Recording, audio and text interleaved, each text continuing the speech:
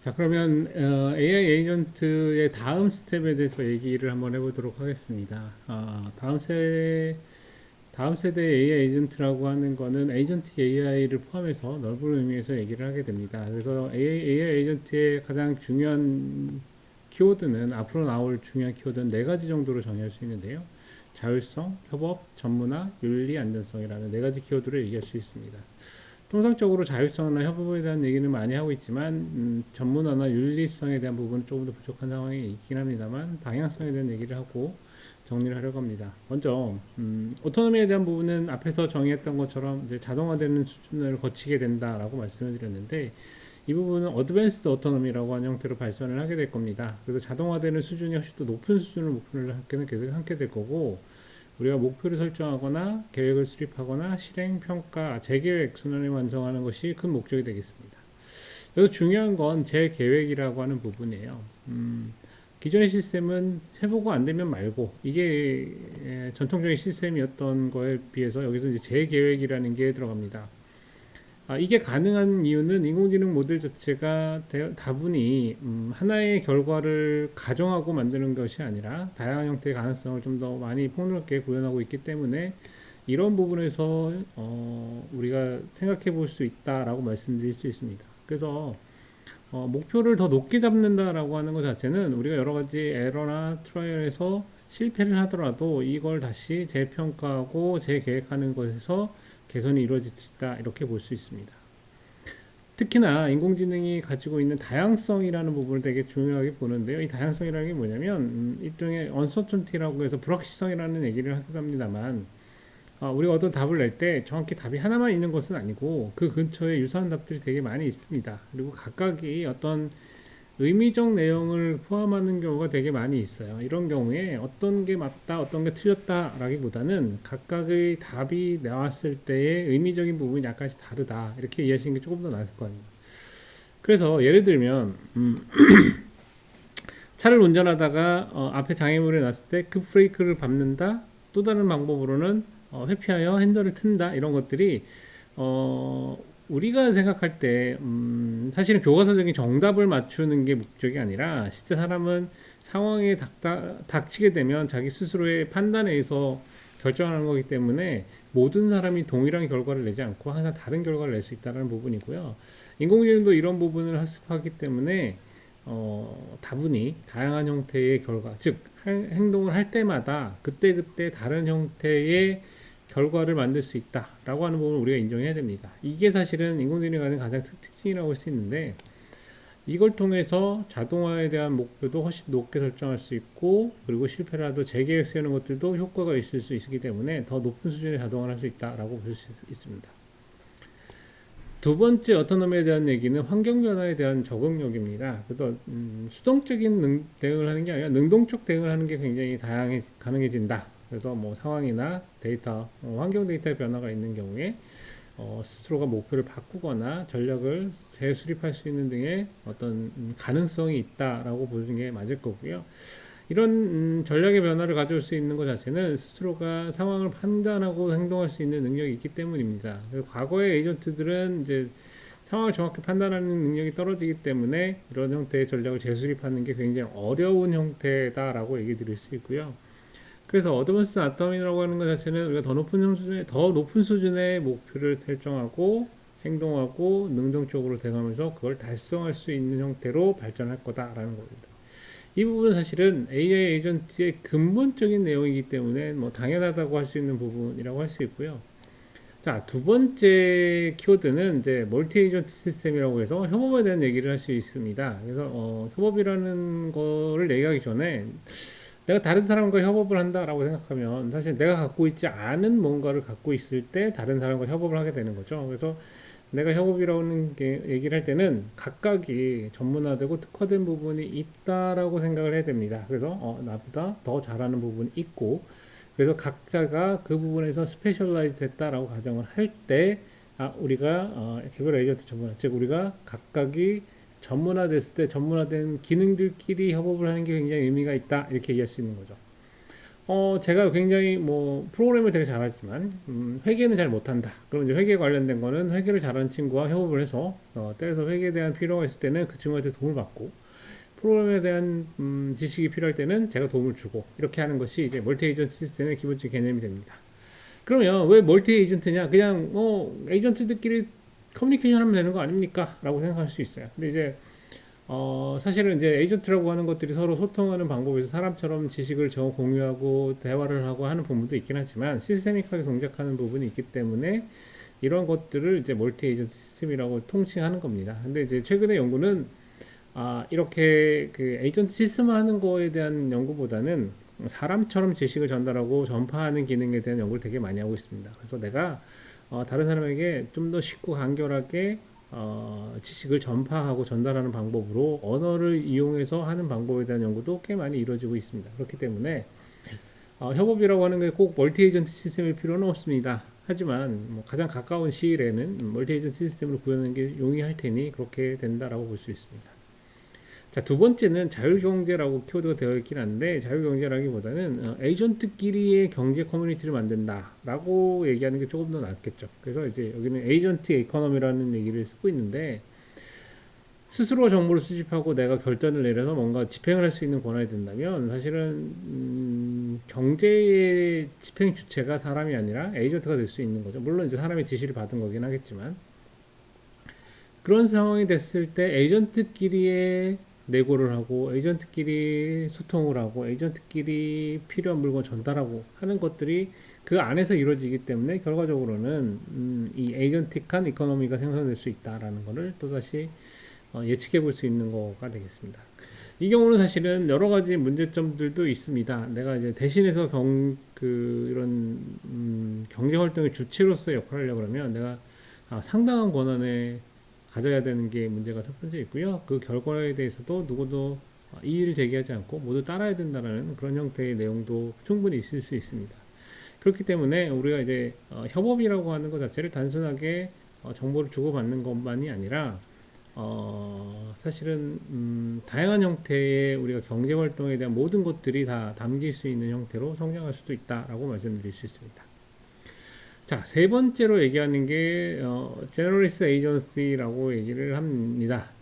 제너리스트 에이전시라고 하는 것 자체는 우리가 이제 통합화라는 개념으로 얘기 드릴 수 있는데요.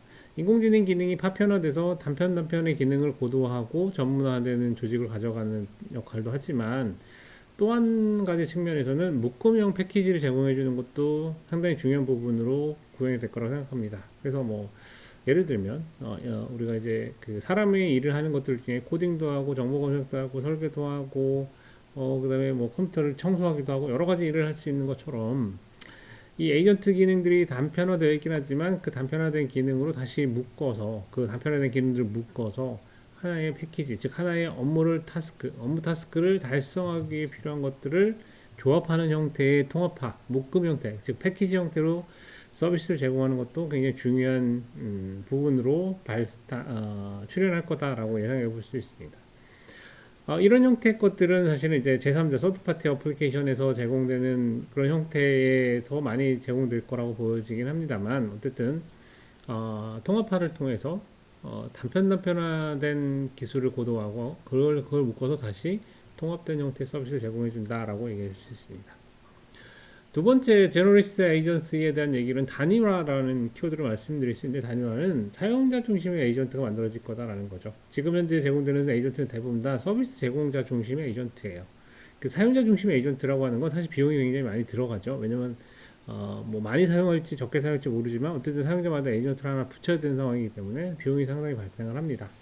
그에 반해서 서비스 중심의 에이전트 같은 경우는 누군지 모르지만 나한테 들어오는 사용자가 있으면 잠깐 에이전트를 붙였다가 그 친구가 떠나면 다시 다른 친구한테 에이전틱 AI를 붙여 쓸 수 있는 형태가 되기 때문에 일종의 대여 형태가 되는 거죠. 그럴 경우는 사용자 입장에서는 뭐 그냥 좀 부족한 서비스를 받긴 하지만 서비스 제공자 입장에서는 효과적으로 시스템을 이용할 수 있기 때문에 훨씬 더 유용한 부분이 있습니다. 하지만 점차적으로 이런 부분은 사용자 중심으로 바뀔 거라고 보는 겁니다. 왜냐하면 내가 쓸 수 있는 여러 가지 기능들이 흩어져 있긴 하지만 결과적으로 궁극적으로 내가 하고 싶은 일을 해야만이 일이 끝나는 거기 때문에 결과적으로는 나를 중심으로 움직이는 형태의 제너리스트 에이전시가 만들어질 확률이 되게 높다라고 얘기합니다. 그러려면 결과적으로 다양한 기능들을 제공하지만 다양한 기능들끼리 또는 다양한 에이전트들끼리 서로 인터페이스 할 수 있는 기술이 굉장히 중요하다라고 얘기할 수 있고요. 또 다른 측면에서는 이제 표준화 관점이나 상호 인터페이스를 하는 관점에서 우리가 어떻게 소통하고 정보를 전달하고 또 때에 따라서는 기능을 제공하는 것들에서도 어떻게 연결하는가에 대한 부분도 충분히 논의가 될 필요가 있다라고 말씀드릴 수 있고요. 또한 그런 것들이 사용자 중심으로 발전하는 것도 어쩌면 당연하게 이루어져야만 하는 것들일 수도 있습니다. 그래서 제너리스트 에이전시라고 하는 것 자체는 우리가 제너럴하게 어떤 목적을 달성하기 위해서 형성되는 것들이 통합되고 규격화되는 형태로 발전할 것이다 라고 하는 부분으로 이해를 하시면 됩니다.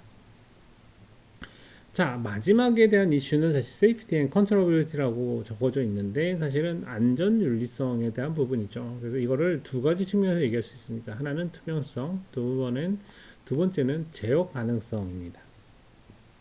자, 투명성이라고 하는 것 자체는 사람은 사실은 모든 경제 활동의 중심에 있고 내가 결정한 거에 따라서 움직이길 원해서 에이전트를 쓰는 건데 내가 원하지 않는 방향으로 움직이면 사실은 그건 내가 원하는 게 아니기 때문에 다음번에 사용을 꺼려할 수도 있습니다. 그래서 사실은 에이전트가 사람에게 나 이러이러한 이유로 당신에게 이런 걸 추천합니다. 그러니 당신이 이런 거에 동의한다면 이걸 사용하시는 게 어떻겠습니까? 라고 하는 형태로 제공해 주는 게 너무도 당연한 부분이에요.